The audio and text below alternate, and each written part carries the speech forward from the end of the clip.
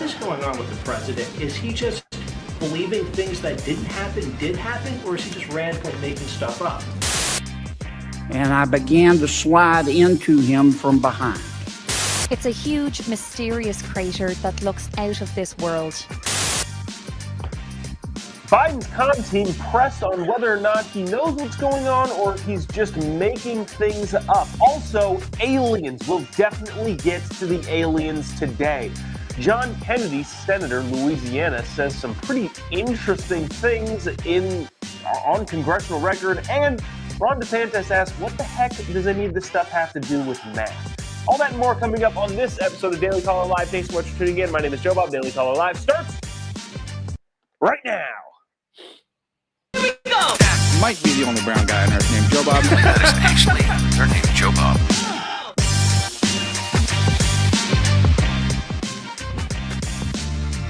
Live from the dingy bunker that is completely and utterly cut off from the outside world, except for you fine folks. My name is Jobob. This is Daily Caller Live. Thanks so much for tuning in on today. It is Thursday, September 14th, the year of our Lord 2023.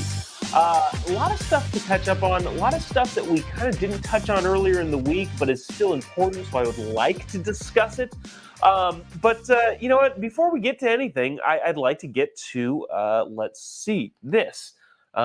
This I thought was fascinating that happened yesterday in the press conference room. So Monday was September 11th. Joe Biden was in Alaska, said some things that were just blatantly not true. The entire media was like, hey, that's not true. They finally had a press conference yesterday, which was Wednesday, and some interesting characters, not from just Fox News, asked some interesting questions of whether or not the president knows what's going on or if he's just making stuff up. Because this reporter brought up something that I thought was a pretty good delineation between what is happening in the president's mind. He asks, and you'll hear him ask in just a second, but he asks, is the president actually think this stuff happened, or is he just making stuff up? Which I think that's a good question. And again, not coming from your hard right news outlet. Well, actually, I have no idea where this guy's from, but I'm going to play you this clip and then watch John Kirby squirm a little bit and kind of try and avoid it and dodge it. And then the journalist wraps it up. So check this out, and we'll discuss on the other side what's actually happening here. What is going on with the president? Is he just believing things that didn't happen did happen, or is he just randomly making stuff up? The president was deeply touched and honored to be able to spend 9/11 with military members there in Alaska and some families, and was honored by their presence and the chance to make an important set of remarks about why we need to continue to remember that day, and he did that, and he spoke about a visit to Ground Zero, which he did participate in, about a week or so after the event. String of saying things that happened didn't have things that are easily debunked. Why does he keep doing that? The president was grateful to spend that time with those family members and those troops. Yeah, Kirby saying, I don't really know why he's doing that. Effectively, spinning it in the way that I thought was interesting because he doesn't know where to go with it either. John asked the question, why is that a good question? Well, the question being, does the president think that this happened or is he making it up? I think it's a great question because when dealing with politicians, you would like to know whether or not they are lying or they are cognitively not aware. In other words, I can deal with somebody who maybe stretches the truth a little bit. Let's do this. Let's be fair in the aisle. When Trump goes into a restaurant and says, this is the best restaurant I've ever been into. It's the best restaurant in New York. It's the best thing that's ever happened to New York City. Best food ever on the planet. And he does this exaggerating thing. Nobody actually believes it. But also, nobody really cares all that much. Because you're kind of like, yeah, we know this is like an exaggeration or something like that. And so when let's put this back to Biden, when you know that he's exaggerating, because he did end up visiting the Ground Zero, I believe a week following or 2 weeks following. If he's exaggerating, that's one thing. But if he actually believes what he's saying, that's a totally different thing, in that this guy is still the commander-in-chief of the most powerful military on the planet. And if he's misremembering things and cognitively unaware, that's a bigger problem than somebody who's exaggerating the truth. Not to say that either one is good.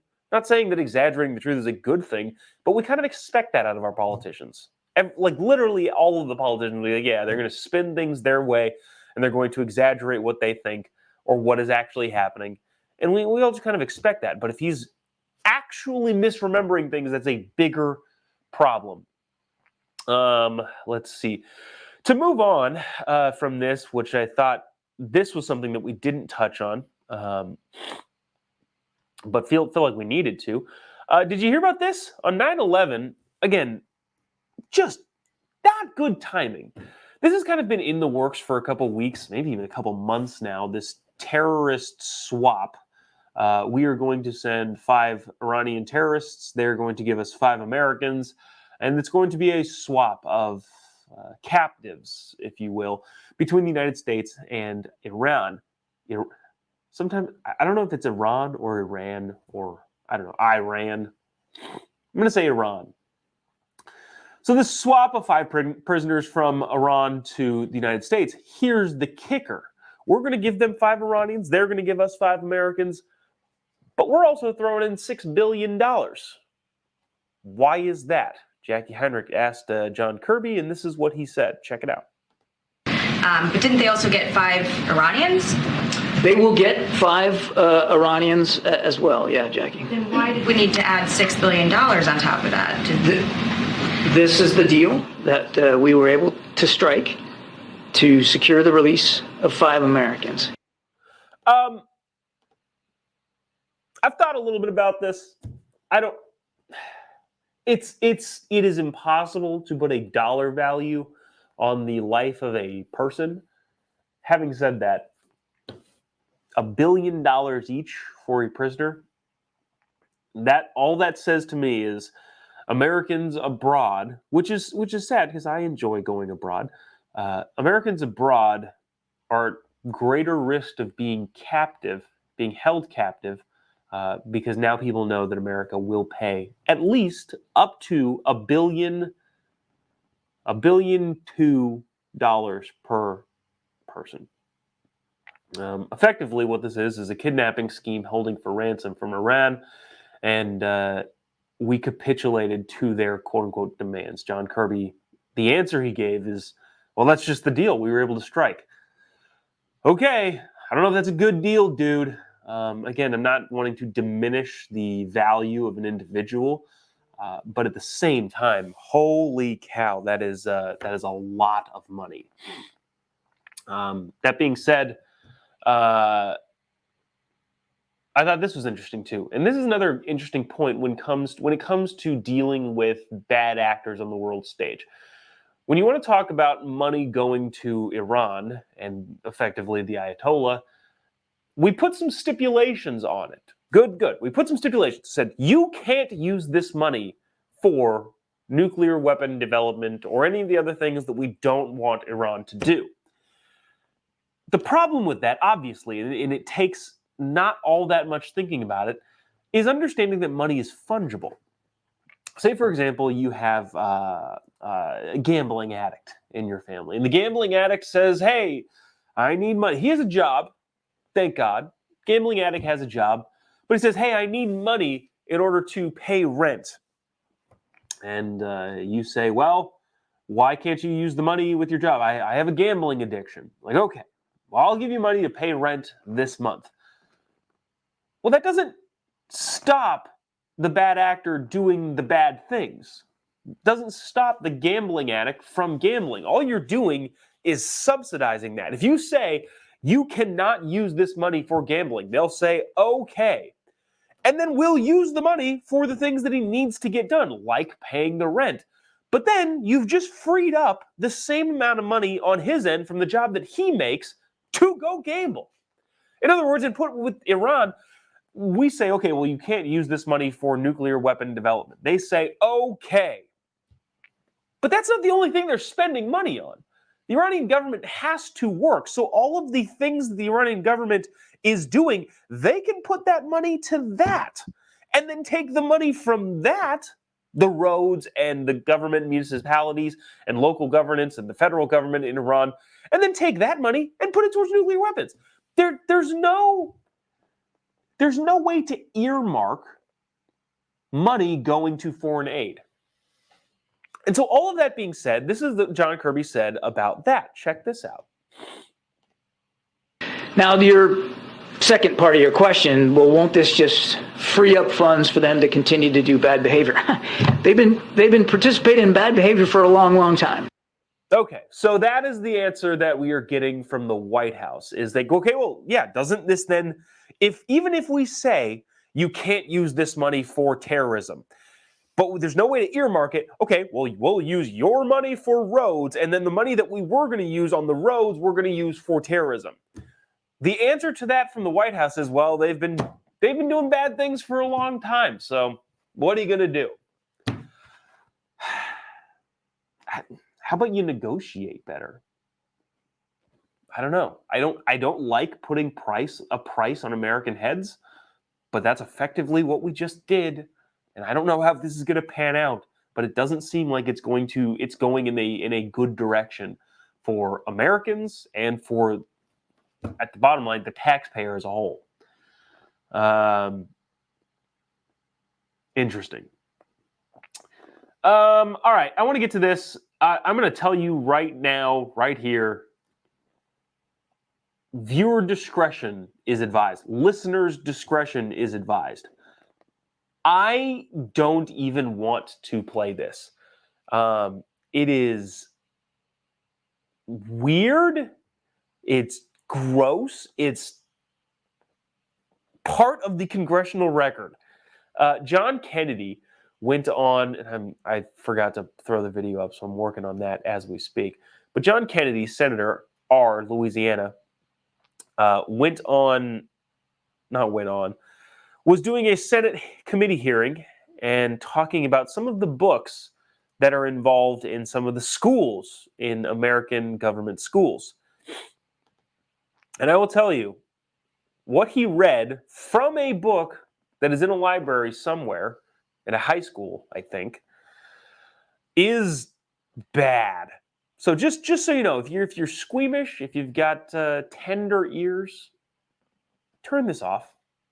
I'm telling you right now, turn it off.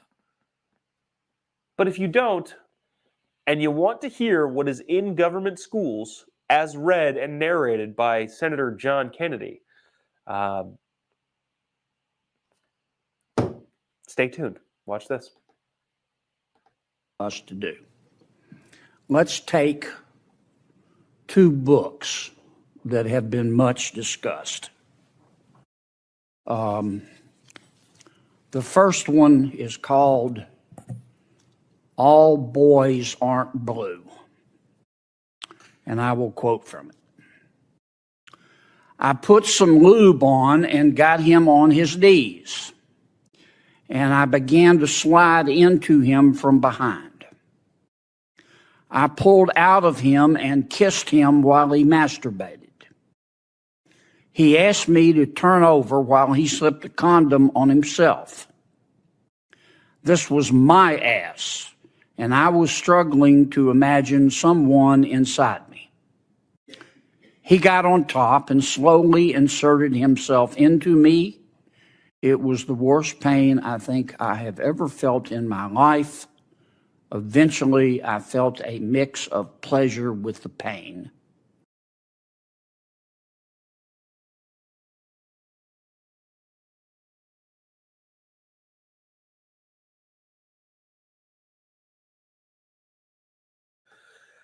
My ears hurt just listening to that. But the reason that he's bringing that up is because there's a fight between who gets control over what kids learn in schools.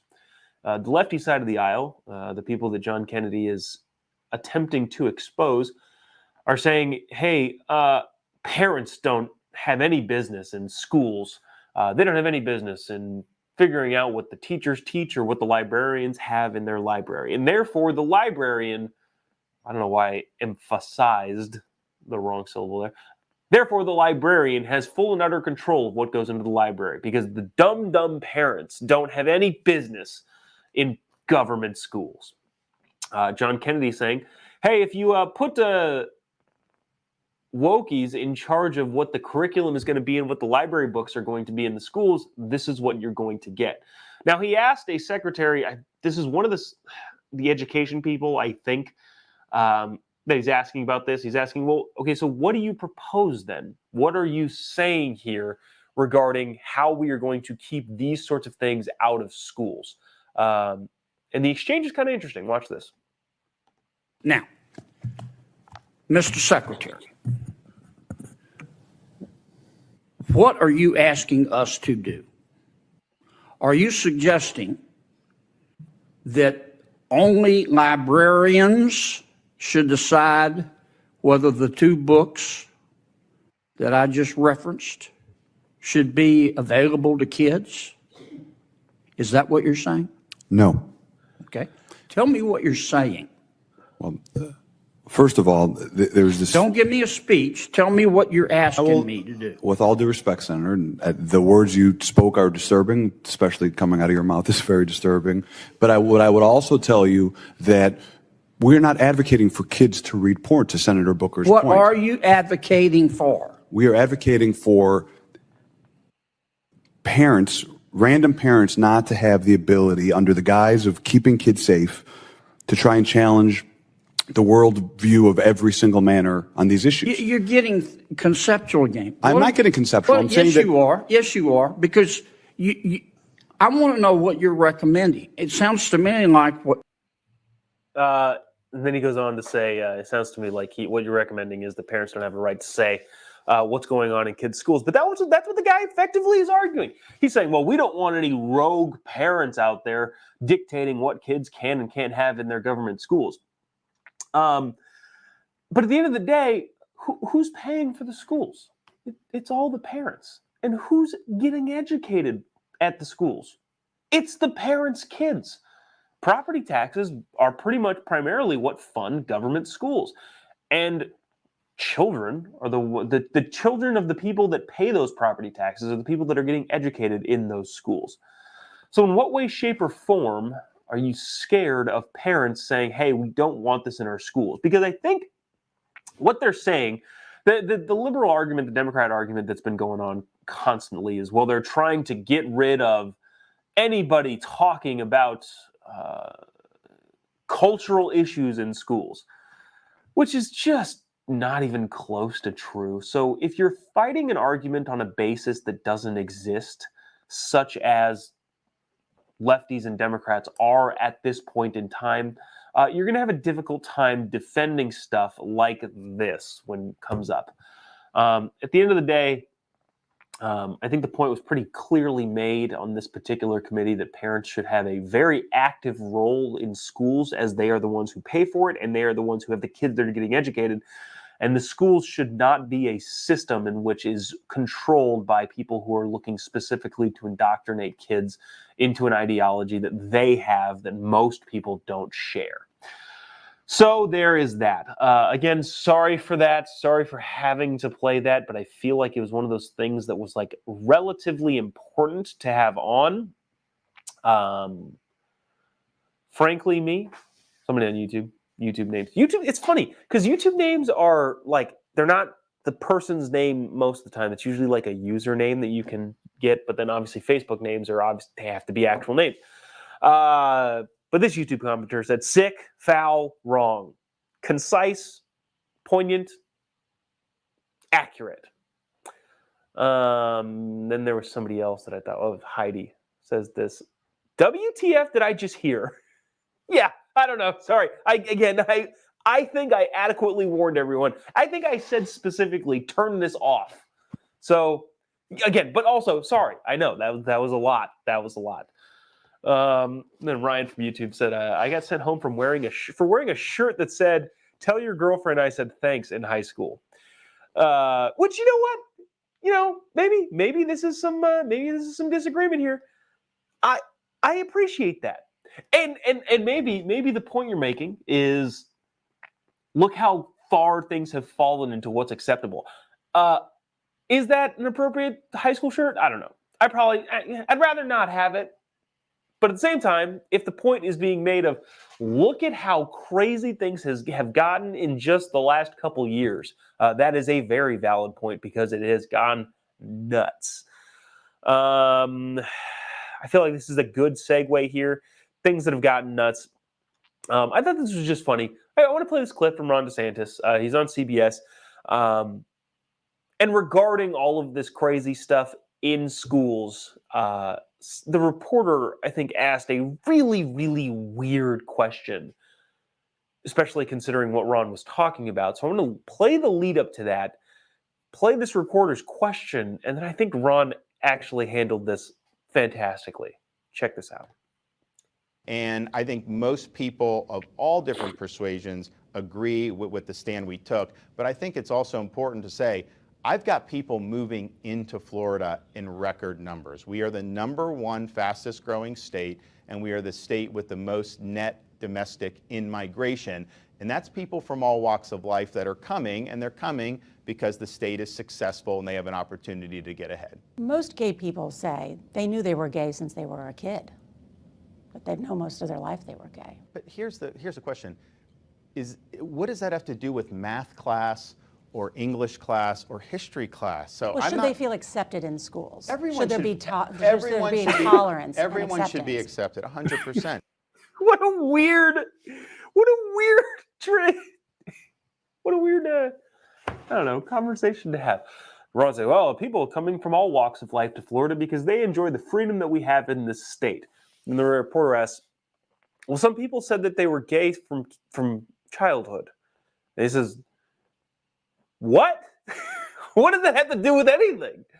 Obviously, the reporter is referencing the quote-unquote don't say gay bill, which is not at all what the bill says. But I just like that. I mean, at least the way it was edited came out of just freaking nowhere. Like, hey, we're doing all of these things in Florida and this, that, and the other thing. And, well, my friend knew she was gay from the moment she was born. Okay. What does that have to do with math? Which is, well, feeling accepted. I liked how she tried to spin it again, too. It just didn't quite land, didn't quite work. So there's that.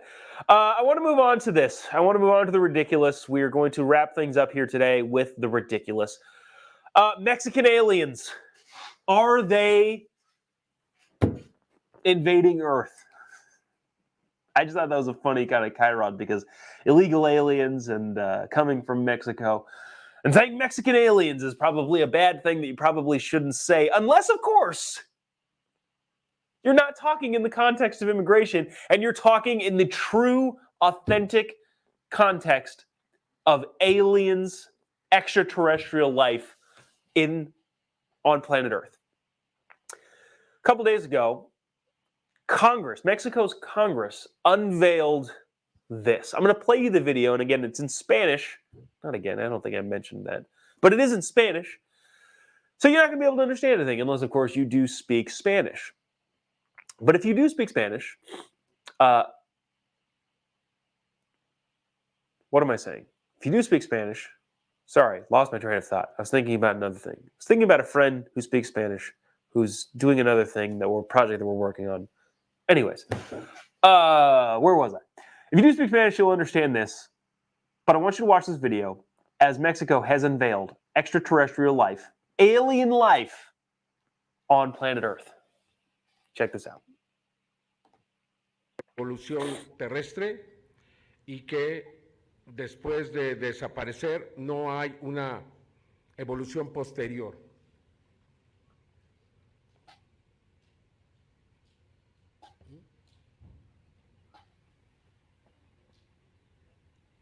They're showing what they believe are aliens.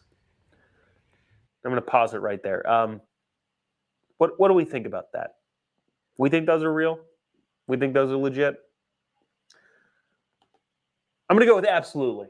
There's no way that alien is not a real alien. I'm saying it 100%. Now, I understand where the skepticism might come from. People have tried to pull this sort of stunt routinely. But to think that the Mexican Congress would at all impugn their own ability to convey truth and reality is beyond me. In fact, thinking that the Mexican Congress would lie in any way, shape, or form is probably racist. Those aliens are real, and they've been entered into the global testimony of extraterrestrial life via the Congress in Mexico. Now, maybe some of the skepticism comes from news stories like what I'm about to show you, which is a different location in which extraterrestrial life was believed to be found. Ireland, interestingly enough, had an extraterrestrial event happen in their neck of the woods that I'd also like to bring to you. And I feel like this is part of the reason why people have skepticism. The first clip in this video is a couple guys digging a hole on the beach. And then the next video is someone who didn't do their research, didn't do their homework on the actual extraterrestrial life that exists on this planet. I realize I'm being confusing because I think I'm, on one hand, trying to poke fun at the idea that aliens exist, but also trying to sarcastically say that I believe it also. And I'm realizing as I'm saying things that can be confusing.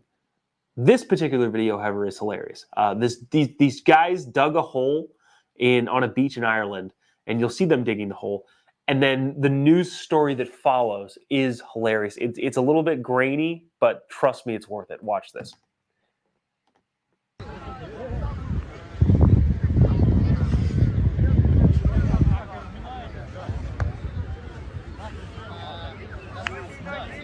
Thanks, Bernard. Now, finally for now, a mysterious hole on a beach has caused a stir in North Dublin.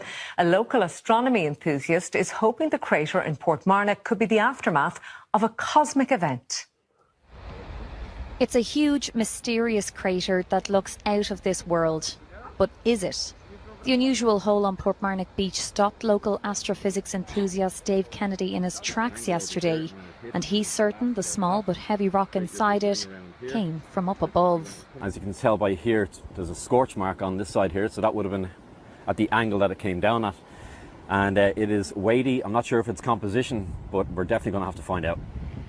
The striking hole soon caught the attention of passers-by, many hoping that what they're witnessing is the aftermath of a once-in-a-lifetime cosmic event. The same hole dug by some dudes on a beach is the forefront of a news story. Is it the aftermath of a cosmic event? I don't know where I stand on the aliens thing. If you watch Daily Wire stuff, you know that Matt Walsh of What Is a Woman fame is a big time aliens believer. That's all he ever wants to talk about. But I haven't thought super deeply about it. So will remain to be whether or not this is aliens or whether or not this is just all gobbledygook from the Mexican Congress and then the Irish TV. That'll do it for us today. Appreciate you sticking around, tuning in. If you haven't already, give me a follow on any of your social media platforms. You can just type JOBOB into pretty much any of the social media networks. You'll be able to find me Instagram, Facebook, YouTube, Twitter, Getter, True Social. All of the social media platforms. Yeah, just type it in and it'll be we'll connect there. That'll do it for us today. Appreciate you sticking around, tuning in. Tomorrow we'll have some other fun stuff as we wrap up the week on a Friday. See you tomorrow. Same time, same place. God bless America.